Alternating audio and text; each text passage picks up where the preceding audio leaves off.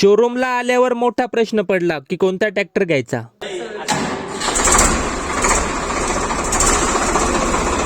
नमस्कार भाऊ आणि बहिणींनो, 3-4 दिवसापासून डेली व्लॉग आला नाही कारण की तुमचा भाऊ मोठ्या तयारीला लागलाय. ते आजच्या व्लॉग मध्ये तुम्हाला कळालं. चला मग गाडी दादू भाऊ चालवतोय, शेजारी संतोष दादा, मागे संजय दादा, त्यांच्या सोबत पप्पा आणि जयेश भाऊ. मी सर्वात मागे बसलोय भाऊ. आणि सध्या उन्हाचा कडाका इतका आहे की जाम बेकार मोटरसायकलवर तर हवाच निघून जाते. मग कसं तरी कळवणच्या थोडं पुढे ट्रॅक्टर सेंटरला गाडी थांबवली आणि रोटर पाहायचं काम सुरू झालं. आता तुम्हाला कळालं असेल की आम्ही एवढी मंडळी गाडीत बसून का बरं आलं असं. अरे आपल्याला ट्रॅक्टर घ्यायचा आहे ना भाऊ. इथे एवढे ट्रॅक्टर आहेत की कोणता घ्यावा हा प्रश्न पडला होता. मग लगेच वेळ न घालवता जयेश भाऊने 744 बाहेर काढला, कारण त्या मागे आपल्या आवडीचा ट्रॅक्टर 855 लावला आहे ना.